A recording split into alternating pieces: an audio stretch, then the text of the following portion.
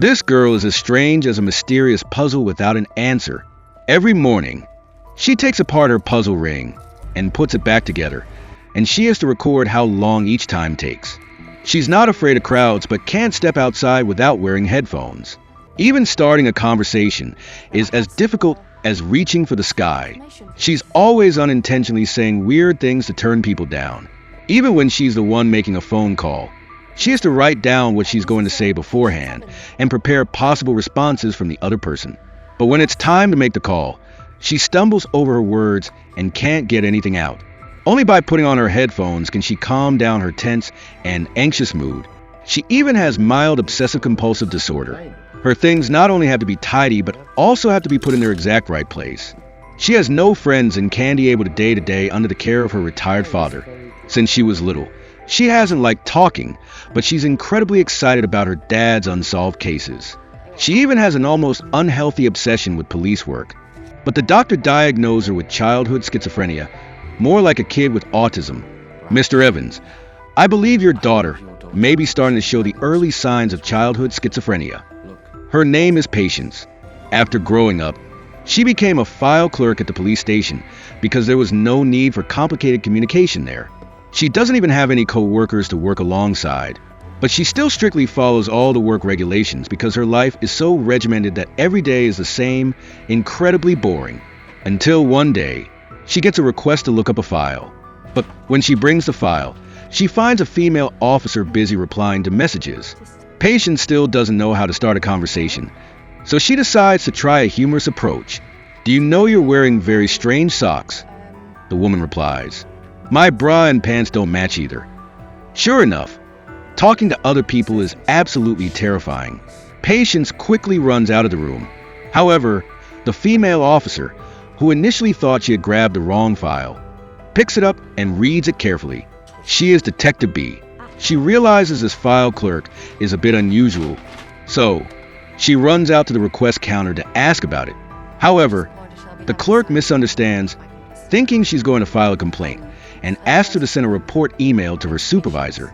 Left with no choice, B seizes a moment when no one's looking and sneaks into the file storage area. This is the first real meeting between the two, and they would later become the best partners in solving crimes together. When B asks why Patience gave her a file on a different case, Patience replies that she never makes mistakes because these two cases are incredibly similar. The victims were both psychologists. Even more coincidentally, the time of death was in both cases Friday, the fourth Wednesday of the month. It turns out that early this morning, a very strange incident occurred. A bewildered man pushed his way to the counter at the bank, saying he wanted to immediately withdraw 8,000 British pounds. He then walked outside, looking dazed. Suddenly, he threw the newly withdrawn stack of cash into a trash can. After doing all this, he went to the parking lot and took a gas can out of his trunk. As if possessed, he poured all the gas on himself and then lit a lighter. But no matter how strange the file is, this was still a case of someone ending their own life. No need to investigate further. But unfortunately, the victim was a friend of the police chief. So, to give a proper explanation for his friend's death, the chief doesn't want to overlook any details. He assigns this huge responsibility to B. But from the camera footage, it seems the victim was playing with fire and ended up dead, plus there are no witnesses. Now they have to sit and carefully analyze 90 hours of extracted camera footage. Later, B meets with the deceased family. The family is very surprised to hear the news, saying that the victim didn't show any unusual signs when he was alive. He used to be a cheerful, optimistic, and life-loving doctor. The most confusing thing is why he withdrew 8,000 pounds from his bank account. So right after that, B thinks of a similar case of someone ending their own life that happened many years ago, 3 hours before the victim died. They also withdrew 6,000 pounds from their account. Moreover, the victim's child had just been born a day earlier, so they had even less reason to want to die. Then, she asked to see the file again. Unexpectedly, Patience brings over a file on another similar case. These strange things are not a coincidence. Why are the victims' professions, the cash withdrawals, and the dates of death all identical? Meanwhile, the bank manager's statement also grabs BA's attention. The deceased seems to be under the influence of something. No one could have guessed that a small clue to solve the case would be in Patience's hands. Because Patience's dad heard that his daughter was often getting reported at work, he suggested she instead provide positive evidence to guide the investigation. So the next day, Patience stands at the police station in trance looking for B because she thinks the victim might have been drugged, and it seems like B accidentally overlooked this. But when she gets into the crowded elevator, Patience becomes extremely anxious. Before the doors even close, she jumps out. Once she finally makes her way to the office, she explains that the victim's dilated pupils could be due to the effects of a drug. Moreover, in the National Police Database, there are a few similar cases. She points out an organic compound called scopolamine, which can make victims obediently do things against their will. Also, it can cause amnesia and mental illness. But since this substance completely dissolves in just 9 hours, it's not detected in toxicology reports. However, if it was inhaled through the nose or mouth, they might find residue in the respiratory tract. After hearing this, the forensic doctors are stunned. Where did this eccentric person come from, and why are they trying to show off in front of them? Fortunately, the body wasn't too badly burned. Sure enough, they found 17 micrograms of scopolamine in the victim's respiratory tract. So the investigation team immediately starts discussing, but unexpectedly, the tense atmosphere makes Patience remember some things from her past. Maybe she'll never be able to be independent her whole life, or become a useful member of society, as we often say. Patience is pulled back to reality by BA's calling. She really desires to be a useful person to society, but at the crucial moment, she gets so nervous she can't speak, and then awkwardly leaves the meeting room. After work, B finally gets a chance to give Patience a ride.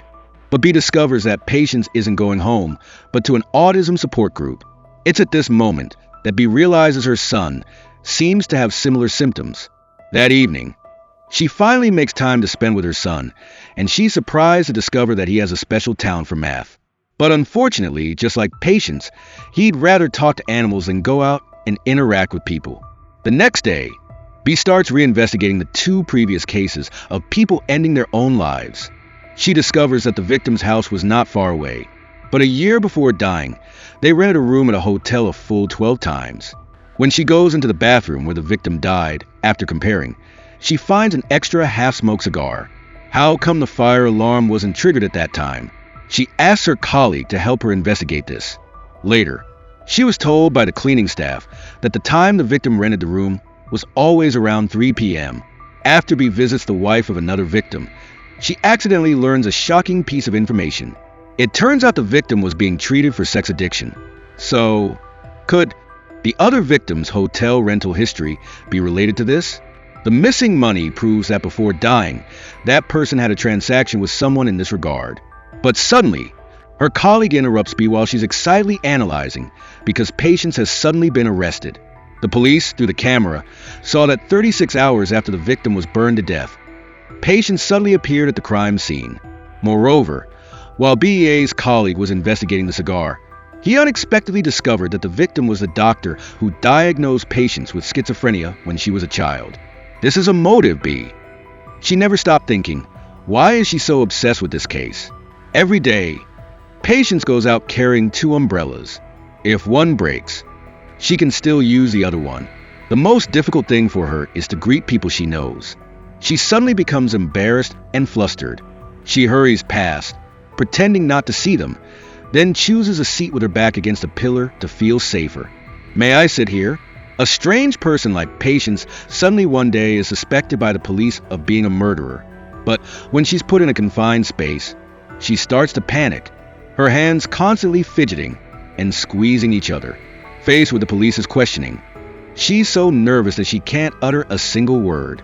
Maybe only someone who stutters can understand that she has many explanations in her heart but can't get them out. The police chief loses his patience, gets up, and leaves.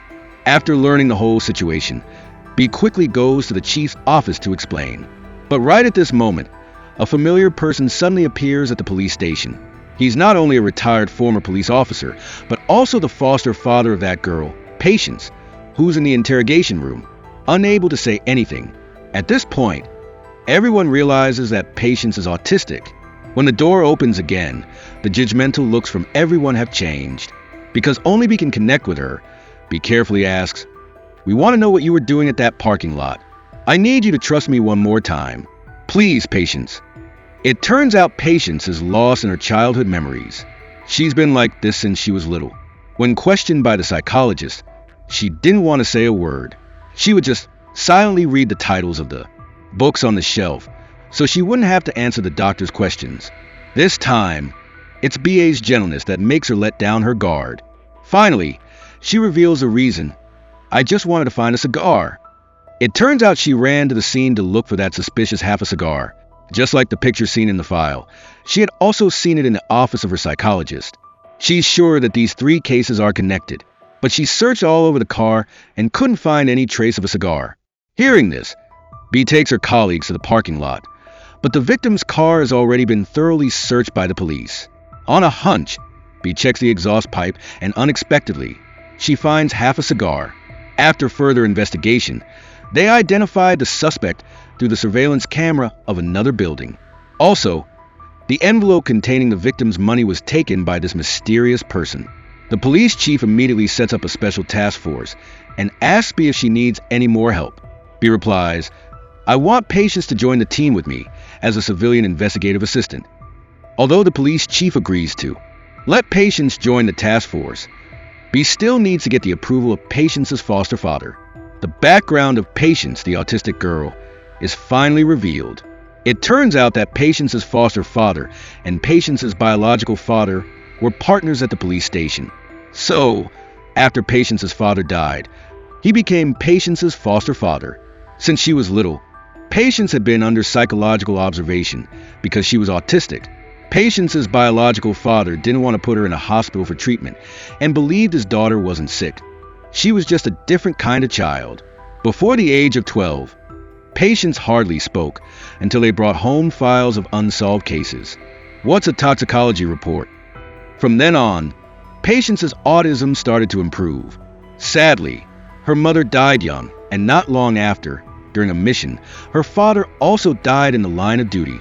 As for convincing Patience to join the task force, Patience's foster father can only let nature take its course and see what Patience wants to do.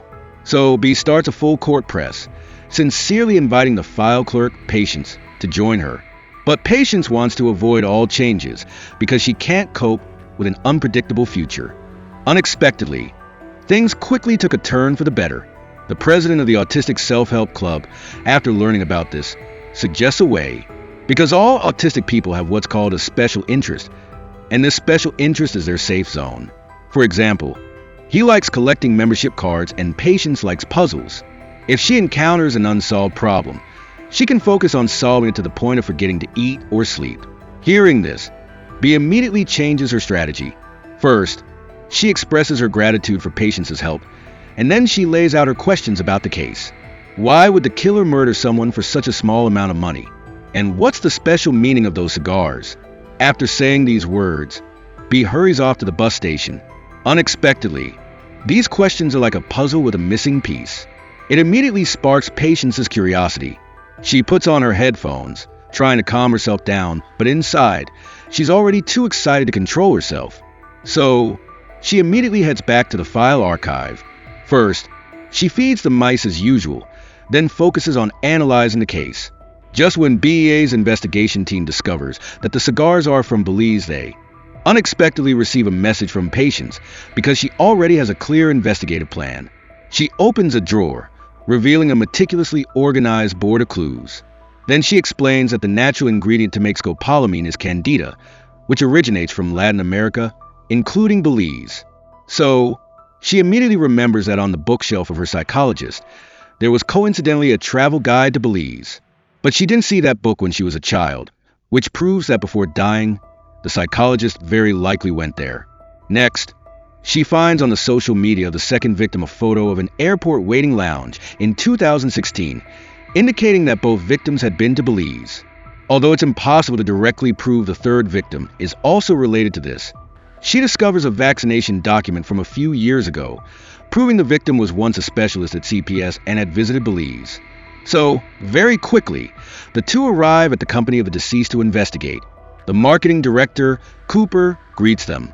Although he admits to participating in the company's overseas marketing activities in 2016, he doesn't remember his ID anymore, and the list needs to be confirmed by the company's legal department before it can be provided. But Patience immediately recognizes that Cooper isn't his real name. He frankly says that he uses his English name to make sales easier. But this stuff is personal info. Without a warrant, BEA is not allowed to just go asking about it. Seeing that finding a clue could lead to solving the case, that night, Patience starts to forget to eat, sleep, and drink. Seeing her like a person who has lost their soul, the president of the Mutual Help Club steps in to assist. Unexpectedly, the next day brings progress. BEA's side finally learns Cooper's Spanish name. At the same time, this person has a criminal record as a pimp. It turns out that this kind of sex trafficking is legal in Belize. So, these 4 psychologists are perverts. Who knows what kind of crazy things they did in Belize? Patience and the president also bring important news.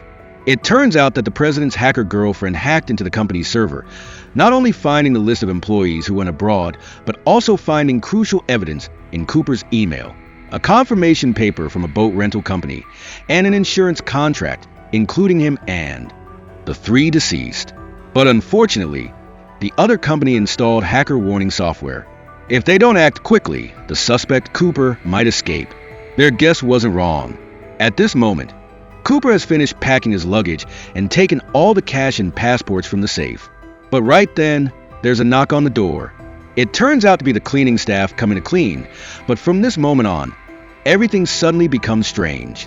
When B arrives, Cooper is already dead, but the door is locked. The killer and the suspect knew each other because the safe was open, and inside, there was half a cigar. Patience sees a package on the floor. This is where the drug powder was blown into the victim's face. Then she notices something unusual in the cabinet. To erase fingerprints, the killer wiped down only half of the cabinet. Although the suspect is still alive, this doesn't follow the pattern of killings on Friday. Luckily, during the examination, the forensic doctor found a fingerprint, but it only matched a cleaning staff member named Yamaya. Hearing this, Patience suddenly remembers that Yamaya was the cleaning staff at the Ray Hotel because after the first victim died in the hotel bathtub, they took fingerprints of all the staff. B also immediately remembers that during the investigation, they saw this person hurriedly leaving.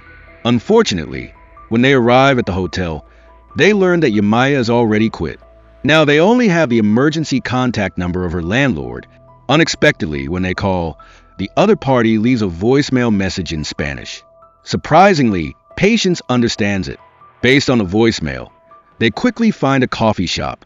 When they hear that the police are looking for an undocumented immigrant, the landlord immediately says that the person went back to their country last night. B instantly realizes something is wrong. The murder happened today, so how could the person have left last night? She quickly goes upstairs with the male officer, and suddenly a figure runs past behind them. The two immediately give chase. It's the cleaning staff member Yamaya. The male officer immediately pins the person to a table. Finally, the killer is brought to justice. B also contacts the embassy of the other country via video call and learns that Yamaya came to England in 2016. Coincidentally, the 3 deceased came to England in the same month. Yamaya also had a 17-year-old sister who applied for a visa to study in England that year, but has no entry or exit records. It seems all the questions will only be answered after the interrogation. But during the search, they discover that beside the altar are only cigars and a box of matches with blood on them. At this time, the landlord also comes to apologize for lying.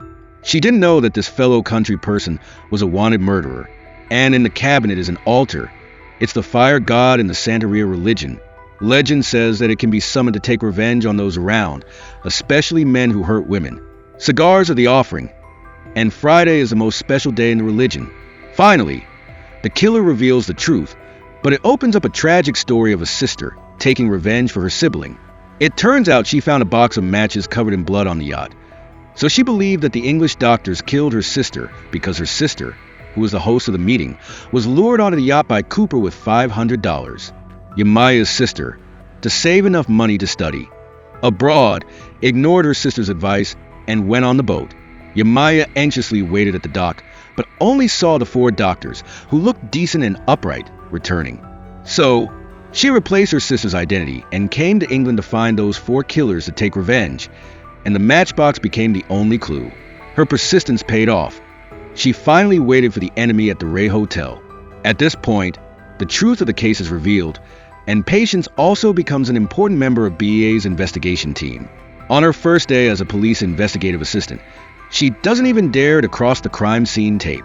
But the very first time she sees the body, she knows the victim drowned because of the bruised fingers, swollen eyelids, and white foam around the nose of the deceased. The forensic doctors on the side are stunned, but obviously, the clothes on the floor are completely dry. Patience doesn't explain, because she's sure she's not wrong. It turns out the deceased was a researcher at the museum, 28 years old this year, responsible for managing paleontological fossils. The strange thing is that at 7 a.m., the cleaning staff discovered the body, but it wasn't until 8:30 that the person in charge contacted the police. "I'm sorry. This is a misunderstanding. I thought she had already called." Detective B doesn't pay attention to it, but Patience's deduction shocks everyone. Then she finds in the system that 4 years ago, the deceased was accused of trafficking fossils because Mongolian customs found a velociraptor tooth in her bag. Her old friend took the blame, and as a result, that person was sentenced to 6 months in prison. In addition, the person in charge of the museum has a speeding ticket, and at the same time, the autopsy report results are in. The result is that the victim drowned due to pulmonary edema. Looks like Patience was right. Testing the water will be able to determine the location of death. At this time, she finds a strange branch tattoo on the left arm of the corpse. What does it mean? What secrets are hidden within it? Right after, they search for the deceased's home. Very quickly, they find a valuable fossil sample. On the way back, B brings lunch for her son. Unexpectedly, Patience brings a fossil here. Even more unexpectedly, the little girl at first glance knows that this is a dinosaur bone.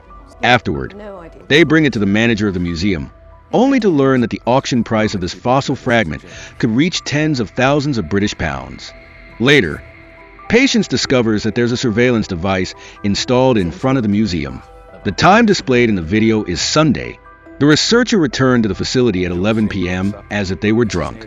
Then, about 10 minutes later, her ex-boyfriend suddenly appeared at the door. Considering the ex-boyfriend has a history of fossil trafficking, the police chief agrees to immediately invite him in for questioning. Since B is busy with the interrogation, she can only ask Patience to help pick up her son after school. Unexpectedly, the two, having similar personalities, quickly become good friends. However, the interrogation doesn't go smoothly. The ex-boyfriend, upon hearing the news, appears very heartbroken because he received a call from the deceased and thought his ex-girlfriend wanted to get back together. But when he got to the museum and knocked, he was left waiting. The strange thing is that last night he received a call from an unknown number. The person on the other end was speaking incoherently, as if they were drunk. Unfortunately, he angrily deleted that phone number. The interrogation yielded nothing. B has no choice but to go home first to take care of her son, who is being looked after by Patience, because the toys sent by the person in charge didn't come with instructions, so the boy immediately gets upset. Luckily, assembling things is Patience's forte, so she searches for information throughout the night. Unexpectedly, when looking at the list, she discovers that it isn't the same as the tattoo pattern on the left arm of the corpse. Early the next morning, they compare with the tattoo and suddenly find that the Tree of Life has an extra branch. Right after, the two question the museum manager again. It turns out that a new branch is added to represent a new evolutionary branch. Who would have thought that the person in charge, who was busy publishing a thesis, would hesitantly refuse to explain the content of the research findings? So Patience immediately returns to the research file storage and goes through all the academic reports of the deceased. Finally, she finds a clue in them, from which she deduces the real cause of death of the researcher. At this time, B is informed by the forensic doctor that water had entered the lungs at some point while the victim was alive, causing the lungs to swell and preventing oxygen from reaching the blood. So, after a few hours, the researchers would gradually become weak, like they were drunk until they suffocated as if they had drowned. However, in 30 years, there have never been 4 cases like this. As for testing the water in the lungs, they learned of another place called Marshall Quarry. At the same time, the researcher and a delivery driver had met. Hearing this, Patience starts to calculate more carefully. Unexpectedly, early the next morning, she finds the real killer. The murderer is not the delivery driver or the ex-boyfriend, but that seemingly gentle and refined museum manager. Because in the quarry called Marshall, the researcher, after drowning, didn't die. At 8:27 p.m., she borrowed the delivery driver's cell phone to call her ex-boyfriend. At 8:14 p.m., a camera 1 kilometer away captured the manager speeding. These two things are not a coincidence. The police chief immediately issues an arrest warrant. During the interrogation, the truth gradually comes to light.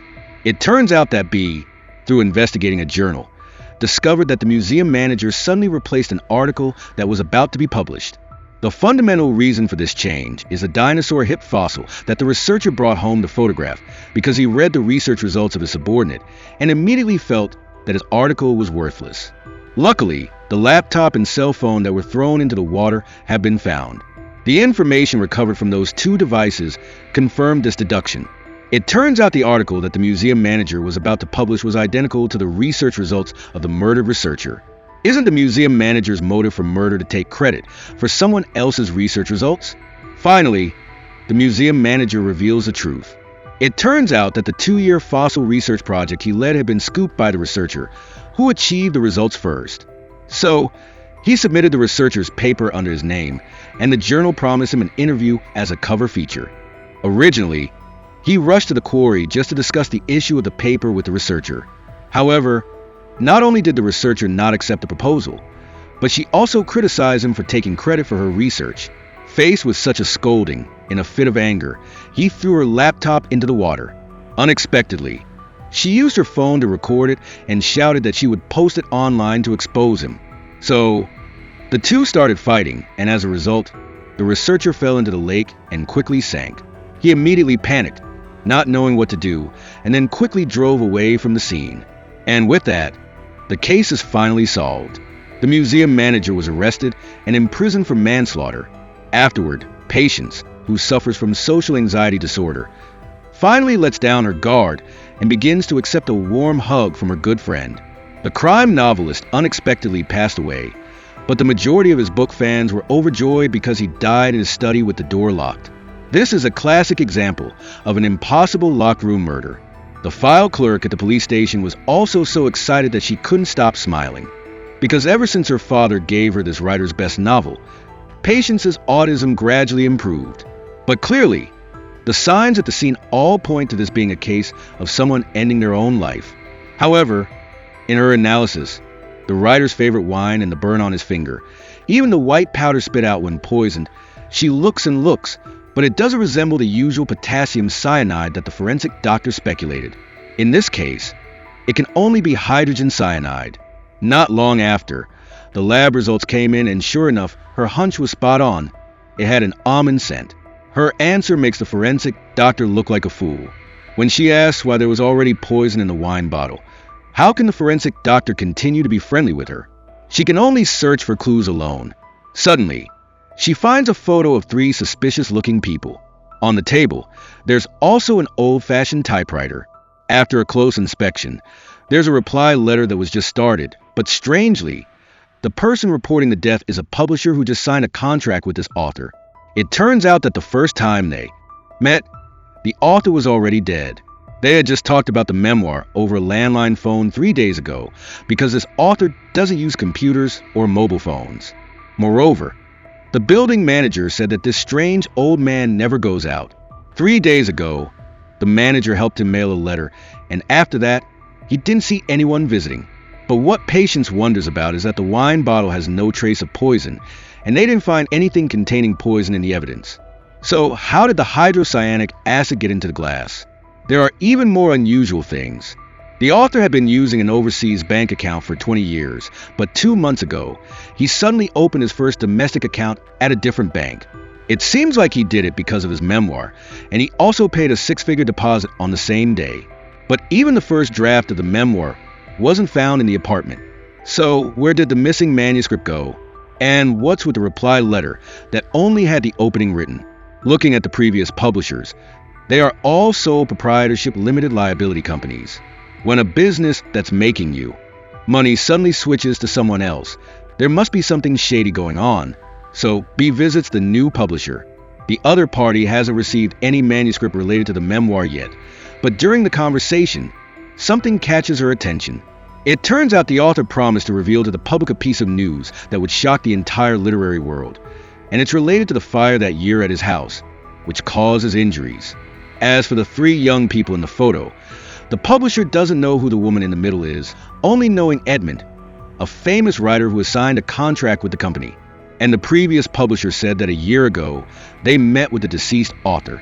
A week ago, she went to the author's house because she was angry about the termination of the contract. She knocked on the door for a long time, but no one answered. Because no publisher was willing to publish the manuscript of the author's previous book, she adjusted the structure of the novel and took the risk of publishing it, which made it a bestseller. Only heaven knows what happened after the two met, given this kind of backstabbing behavior. At the same time, Patience takes the glass of lemonade brought by her foster father and suddenly understands. Because there are 7 types of locked room murders, including the disappearing murder weapon like a sword, the killer must have mixed hydrocyanic acid into the ice. Then the author was poisoned and died while drinking. The results, through forensic examination, once again prove Patience's speculation. In the ice tray, there are still remnants of hydrocyanic acid. At this time, she begins to investigate the people in the photo. It turns out that the fire that year took the life of a 23-year-old girl and caused a 24-year-old writer to suffer second-degree burns, and at the same time, 24-year-old Edmund was investigated by the police, but was later released because he was innocent. The wooden house that was burned down by the fire was a resort run by a writer named Ted. Coincidentally, 2 weeks ago, this writer requested a copy of the report to write a memoir, even asking to see the autopsy report of the girl. So right after that, they immediately visit Edmund, the only person in the photo who is still alive. It turns out that the three of them have been friends since they were 17 years old. They even had the same type of old-fashioned typewriter. The only difference is that he looks down on the best-selling crime books written by his friends. They also haven't seen each other for a long time, let alone knowing his friend was writing a memoir. Edmund's friend blamed the death of the girl in the picture on the writer Ted, because the girl used to date him. They always felt that Ted was a scary person. Here, the two don't get any results, only receiving a novel autographed by Edmund. Back at the police station, B receives 2 pieces of news. One, the apartment building also has an entrance to the parking lot, but unfortunately, it doesn't have surveillance cameras installed. Another piece of news is that Ted, the owner of the resort, appears on camera. This person has multiple criminal records and, 2 weeks ago, contacted the deceased 4 times. Very quickly, Ted was brought into the interrogation room. It turns out this group photo was taken by him, and traces of cyanide were found on his body. But just when he could be charged with murder, a female lawyer stormed into the chief's office. Because hydrocyanic acid exists widely in nature, and Ted's wife also had cyanide residue detected. With no other choice and under pressure, the police chief is forced to release the person according to the law. Right at this moment, Patience has finished reading Edmund's novel. She suddenly realizes that the grammatical structure of this book is identical to the best-selling book by the deceased author. Therefore, the author of this book is not Edmund. Unexpectedly, the other party openly admits it because his friend's work received some unfair reviews. So, the two plan to publish under Edmund's name, hoping to use real merit to eliminate the prejudices caused by his friend's name until it received an award. And if not, they would not reveal it to the public. Now that Edmund's friend has passed away, we should let this unfinished story go to the grave. But Patience has another question. Why would someone with a severely injured hand still use a manual typewriter? Could it be that all the works by the ghostwriter she admired, since she was little, weren't written by him? So right after that, the two go to the old publisher to read the manuscript. She immediately concludes, sure enough, the bestseller wasn't written by the deceased author. Based on the half-written letter in the typewriter, it can be deduced that the indentation on the left side keys is much less than on the right. But in this manuscript, the letters have no difference at all. Edmund was lying. What secret is being hidden behind this? But no one expected that Ted, who had just been released, would die in his car. The cause of death identical to that of the famous author. The car was filled with the smell of almonds. Even more coincidentally, the missing memoir was found in the trunk of the car. On the surface, it looks like Ted took his own life out of fear of being caught, but the methods used in these two cases are suspiciously similar. According to the records in the memoir, the author believed that Ted killed his girlfriend, but forensic research showed the cause of death that year was a stab wound because the investigative capabilities that year were limited. It was concluded that the girl died due to the fire in the wooden house. But B discovers a letter in the pile of evidence. The more she looks at the handwriting, the more she feels something is off, so she immediately goes to find Patience. It turns out that this letter and the half-written letter were typed on the same typewriter. It's the letter the author wrote to the victim's sister to ask about what happened that year before he was murdered. After reviewing the memoir, was written by 7 people who wrote the manuscript for the bestseller. From this, it can be concluded that Edmund is the real killer who planned the entire taking one's own life scenario. However, the interrogation process doesn't go smoothly at all. He admits that the bestseller was written by him because, in his heart, he looks down on the crime fiction genre. Only fools write crime novels for anything other than money. He earned a lot, but he doesn't object to receiving royalties because the police found the money in his overseas account. Moreover, he also transferred a very large sum to the deceased. He said that as a friend, he would try his best to help his friend. But the memoir was a turning point. The deceased. Author wanted to write the truth about the fire and the memoir and make this matter public. That year, his sister killed his friend's girlfriend, and the police also just visited the sister of the murdered girl. It turns out that the person was afraid of Edmund, not Ted, the writer who ran the falsely accused resort. The real cause of the girl's death was being stabbed with a knife. Burning down the wooden house was just to cover up the crime. He then broke into his friend's house through another entrance and staged the scene as a suicide. When the police found him, he immediately shifted the blame to Ted, who, seeing dollar signs, used the same method to stage the scene and then put the fake memoir in the trunk of the car. Faced with hard evidence, Edmund finally confesses the truth. It turns out that after the bestseller won the award, he thought the fame and fortune were enough to compensate his friend. However, the friend had a change of heart and wanted to reveal the truth. That year, the girl was killed because of a love triangle. Because he couldn't have the girl, Edmund, in a fit of rage, killed her. At this point, the truth is finally revealed. But then B reveals a heartbreaking truth because the new publisher just received a letter from the author. The author disclosed a shocking piece of news. The irony is that the author said the girl's killer was Ted, not Edmund. He thought of 1,000 ways to hide the truth, but never expected his friend to always believe in him. Afterward, B and Patience finally become close friends.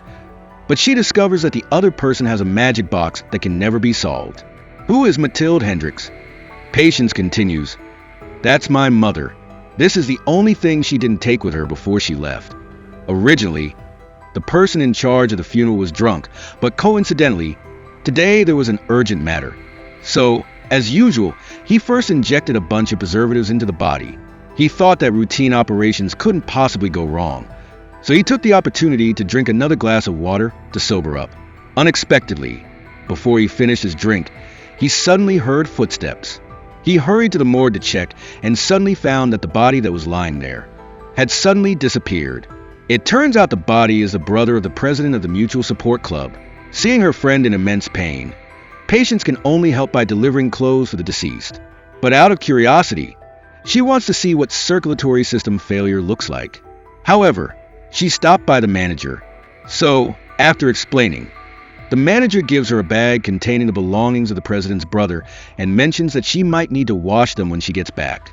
She's extremely curious and doesn't see any signs of circulatory system failure. Unfortunately, the manager doesn't understand anything.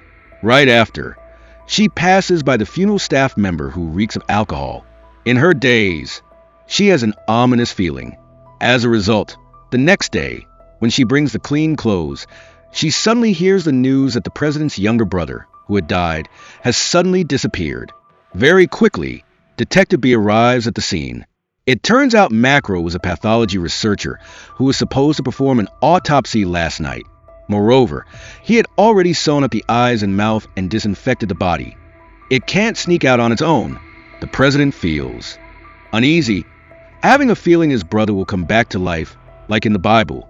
So he drags the brave Patience to his brother's place. But as soon as he turns around, he suddenly sees a person lying in a pool of blood. Fortunately, it's not the president's brother, but after checking the pulse, Patience surprisingly discovers this person is still alive. However, after a closer look, this person is wearing the yellow tie that was given to the president's brother on his arm. The president immediately gets flustered, starting to say his brother died and he killed someone. Patience quickly goes to comfort him, explaining that the tie was used to stop the bleeding and save the person. After that, the police arrive in time and learn the person's identity: an administrative assistant at a food company, a colleague of the president's missing brother. In the trial, after winning the case, the president's brother suddenly had a heart attack and fell to the ground. Then, through investigation, all sorts of coincidences suddenly occur. In addition, Macro's daughter, who is in the morgue, is an investor in that food company. Moreover, in that lawsuit, there are over 600 victims. If they lose, they will face compensation of up to $300 million because some additives in the food increase the risk of hyperactivity in children. But what's even more frightening is that BA's son has symptoms of this condition. Very quickly, the chief of police brings another piece of news. It turns out he and the pathology researcher, Macro, are in the same golf club. The other party's daughter also can't bear to leave because next month, the company will officially be listed on the stock exchange.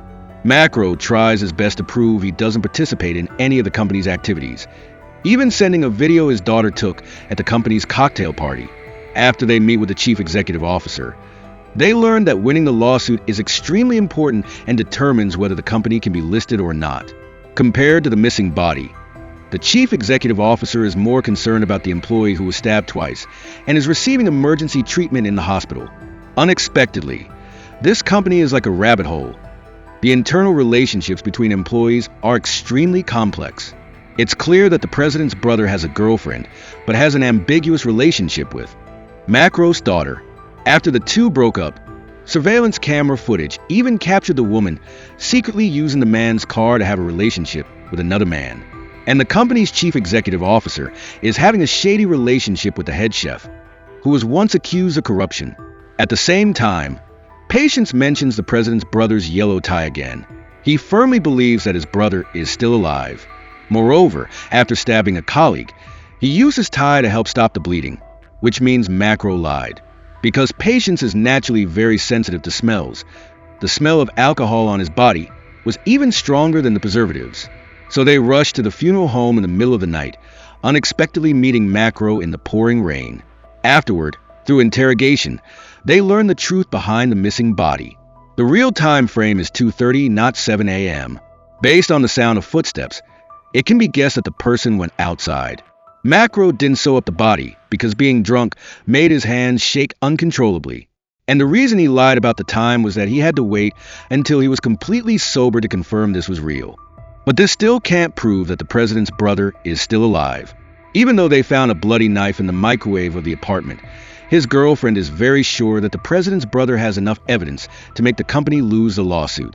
However, after winning the lawsuit, he called his girlfriend and said this victory was built on lies because he belonged to the company's research and development department and must be holding some important evidence. The stabbed colleague is searching all around the apartment because, after all, this lawsuit involves compensation of up to $300 million, and it happens to be at a time when the company is preparing to go public. So it's related to the interests of every executive in the company. When reviewing the video from that day, it's also possible that Macro's daughter murdered out of passion. Looking closely, the glass of wine on the table and the hands of the woman in white next to it are constantly shaking, but everyone notices completely different details. Patience notices the sashimi made by the head chef, so she locks herself in the file archive again. Soon enough, she figures out the direction of the investigation. She visits the Japanese restaurant in the middle of the night and finally finds the answer to the puzzle. Unfortunately, time is tight. The police chief, under immense pressure, delays the warrant for the arrest of the president's brother. The time for BEA's task force is running out. Luckily, Patience brings an important clue. She uses backward induction and finally finds a real culprit behind the whole case. If the hypothesis is that the president's brother is alive, and after waking up, He walked out of the morgue on his own. Then the cause of the revival can only be the preservative because its ingredients include activated charcoal, which can detoxify. It turns out that pufferfish toxin, after entering the bloodstream, will cause muscle paralysis within a few hours and prevent nerves from transmitting information. Therefore, the medical staff declared him dead. Unexpectedly, activated charcoal in the preservative can bring the dead back to life, and in the lunch boxes provided at the party, there was coincidentally sashimi, which the president's brother liked the most. So right after that, the police started checking the trash cans under the company. At this time, the chief executive officer is upstairs, seeing everything. Her pretense of calmness becomes much more tense. Afterward, the head chef is brought to the interrogation room. It turns out he was trained as a sashimi chef in Tokyo for 2 years, and he only has one restaurant where it's legal to sell pufferfish. The other party insists that the buyer was Japanese, but it's very possible that this head chef was also involved. Plus, with his shady relationship with the chief executive officer, the president's brother, who was threatening the company's interests, became a target for assassination. But right at the crucial moment of the interrogation, the other party's lawyer sees that the police have just issued an arrest warrant because the president's brother isn't dead. So accusing the head chef of attempted murder becomes very illogical. Seeing that the case is about to fall apart, luckily, Patience's side makes new progress. She secretly enters the president's apartment and suddenly discovers that the president's house has been ransacked at some point. Surely, the other party is looking for evidence of where his brother is hiding. If so, the key to solving the problem is to get the president's brother to turn himself in quickly. After a while of persuasion, she finally learns the hiding place of the brother. At this moment, she sees Detective B also leading people downstairs. She hurriedly turns into an alley, as only by helping the president's brother turn himself in can he be found not guilty. But how could Patience have known that the head chef had been secretly following her? When she finds the brother, who is trembling with fear, the head chef also suddenly walks in with a gun. It turns out the other party is also looking for a USB drive, but it seems the president's brother doesn't know where it is either. Luckily, at the critical moment, Detective B arrives in time to resolve the danger. Finally, this case is also solved and the president's brother is immediately cleared of all charges. And that important USB drive, full of evidence, fell into Patience's washing machine when she was washing the clothes for the president's brother. The man takes a deep breath and then exhales smoke onto the bus. Very quickly, he starts coughing continuously and then falls to the ground. The tattooed man next to him pulls open his clothes and suddenly sees that his chest is soaked in blood. All the passengers on the bus are stunned and bewildered, but the tattooed man suddenly opens the bus door and then runs away as fast as he can. Just like that, the man died on the bus. After that, the police immediately and quickly took control of the scene. The forensic doctor believes that the blood loss is a typical symptom of tuberculosis, but Detective B unexpectedly discovers that all the fingerprints of the deceased have been removed by chemicals, and the file clerk, Patience, upon seeing the body, immediately concludes that it's due to a virus that spreads from person to person. B is stunned and bewildered because she was on that bus. Luckily, the forensic doctor says not to worry. Even if it's anthrax, it doesn't have a 100% infection rate. When they get back to the office, they find a strange video on the deceased phone. The content of the video is of animals suffering in a slaughterhouse. So, the fact that the man was covered in blood is no longer strange, because on this bus route, there's only one slaughterhouse. After that, the owner was invited to the interrogation room and confirmed that the deceased was a new employee at the slaughterhouse, but the other party had only worked for less than a month. Unexpectedly, when they traced the phone number provided by the owner, they discovered that the deceased had stolen someone else's identity. Luckily, a colleague who's good at gathering information got a lead, because the slaughter video on the other party's phone was posted online, but the name of the uploader was Climate Defense Force. At the same time, the forensic doctor also confirmed that this person died of anthrax, but because there are no fingerprints, the identity can't be determined through teeth. Luckily, the livestock at the slaughterhouse aren't sick, so where did the source of the disease come from? The only clue is the person who uploaded that video. As it turns out, this is a civil resistance organization that often uses actions to expose companies that pollute the environment. The Home Office has listed this organization as a terrorist group. 5 years ago, they raided and burned down a meat processing plant, but when they tried to pull up the case file, they hit a snag. Their access was suddenly denied. B immediately went to her superior for help, but was turned down by Baxter, the head of the anti-terrorism unit. Surprisingly, her direct superior agreed, but then strongly demanded that she stop investigating the case. How can you just drop a case involving an infectious disease? She immediately went back to Patience for help. Unexpectedly, the original files from the arson case 5 years ago had also been secretly moved. That's when she got an idea, and she casually said something to provoke Patience. "I can't just leave a mystery unsolved, unlike you." Hearing such an extreme statement, the stubbornness in Patience's heart immediately flares up. She starts wearing her headphones and eliminates all distractions, organizing all relevant files. If she can't access the files, she'll organize them herself. Sure enough, not long after, she reconstructed the minor details of the fire that year. It turns out that during the rescue, the factory found a worker named Roland.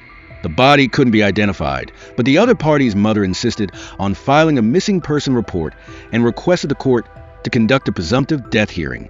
Finally, as announced, the Counterterrorism Agency launched an investigation into this climate protection group. The founder is a molecular biologist and discovered 412 grams of hazardous biological material in the lab. If the guess is correct, the anthrax was cultivated by this organization to infect the meat industry. Currently, the founder has 25 years left in prison for murder, but when B visits, she discovers the founder only has a few weeks left to live due to throat cancer. But at least one thing is certain. The founder recognized the person who worked in the slaughterhouse and died on the bus. Perhaps they are planning to attack the next target. As a result, they were unfortunately infected first. At this time, the male police officer also has someone to investigate and get reliable information. Roland, who went missing in the fire, was once identified as a suspect by the police, and there's an address attached. B, hearing this good news, goes alone to visit Roland. Unexpectedly, the person who opens the door is the sister of the founder of the Climate Protection Organization. The other party confirms that the person who died on the bus is her brother-in-law, Roland, and also reveals that she is helping them take care of their children. Right at this moment, B suddenly feels dizzy and quickly asks to use the bathroom on the second floor. But as she steps out, she sees a suspicious tattooed man drinking water in the kitchen. Isn't this the person who ran away on the bus? She immediately chases after him, but unfortunately gets knocked down. Luckily, the male police officer arrives in time, not only immediately subduing the tattooed man, but also taking B to the hospital.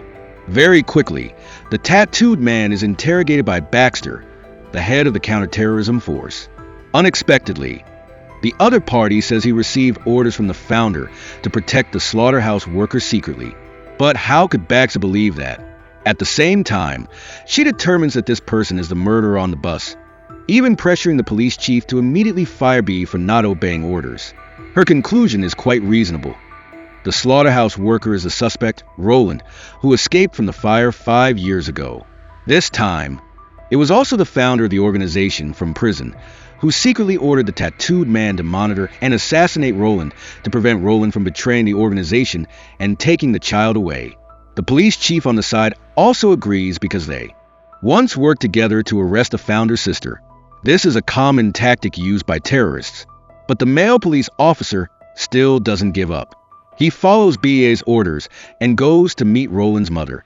As a result, as soon as the other party sees a photo of the slaughterhouse worker, she says this is not her son. At this crucial moment, the male officer is forced to call Patience for help because 2 more passengers have been infected with anthrax. So he sends her the video from the bus. Patience quickly notices the e-cigarette. If it spreads this way, wouldn't everyone on the bus be at risk of infection? She immediately feels something is wrong, but when she gets home, B discovers that the other person is sick and lying on the ground. Just like that, B is taken to the intensive care unit, but how will this difficult case continue? Unexpectedly, a turning point quickly appears because, through gathering evidence from the crime scene, she has developed feelings for the handsome guy in charge of photographing the scene. The other party suddenly remembers that when there's a public health emergency, the forensic doctor will have the right to read related classified documents. After hearing this, Patience is immediately excited. Under her persuasion, the forensic doctor finally obtains the files. So, not long after, Patience and the male police officer went to see the police chief. However, as soon as they mentioned this matter, they were scolded. At this time, Patience was no longer timid and afraid. A responsible police chief would consider the evidence that Hunter and I found first, instead of rushing to discipline us. Afterward, the two work together to report, and the truth behind the case gradually comes to light. It turns out that the person who died on the bus was indeed a member of the Climate Protection Organization, but not the suspect of the arson, Roland, but a retired spy named Tyler. He then became an undercover agent for the counterterrorism agency embedded in this organization. Unexpectedly, Tyler fell in love with the founder, so he revealed his identity and even had a child with her. It wasn't until he carried out the arson plan 5 years ago that he found an opportunity to replace Roland's identity. He burned Roland's body beyond recognition and left the ring representing his identity at the scene. Later, a teammate in the counterterrorism organization recognized the police officer's ring, believing that Tyler had died in the line of duty, but in reality, he had assumed Roland's identity and was living happily with his loved one. When the founder was arrested and imprisoned, he received an order to replace the organization and work as a spy at the slaughterhouse. In the end, he unfortunately contracted anthrax and died on the bus. However, the next piece of information is even more shocking, and only the police chief himself can handle it, because the real culprit behind the bus murder is the head of the counterterrorism force, Baxter. It turns out that 4 months ago, they received a complaint about the counterterrorism organization installing cameras near the founder's house. When the camera footage was placed in front of Baxter, she immediately recognized her husband, Tyler, who had secretly married her 13 years ago. The irony is that the other party was carrying out a spy mission, and as a result, he had a child with the head of the criminal organization. So the camera of the hotel next door captured Baxter coming to their place to look for clues. No comment. Then the police chief took out a letter addressed to Roland. Enclosed with the letter were also 4 e-cigarettes. The post office provided the bank card information used to pay for this letter. It was Baxter's. No comment. Although Baxter doesn't admit to any of the evidence. Even the most rational person can act irrationally due to impulse. Just because Baxter can't have children and saw her husband secretly living a sweet, warm life with someone else, how could she bear it? So she hatched a plan to use e-cigarettes containing anthrax to kill. In this terrifying kind of epidemic, even crime becomes unreal. Luckily, Detective B recovers and appears, and the file clerk, Patience, also successfully solves Baxter's mystery. After going through this, the two finally truly become good friends, and Alfie, who has similar symptoms, also starts taking medication and even changes to a new school. Patience is also encouraged to bravely open the box that her mother left behind. That's the entire story of the newly released British detective series, Patience. What did you think of the show? On a scale of 1 to 10, how would you rate it? Let us know your answer in the comments section below. Thanks for watching, goodbye, and see you next time.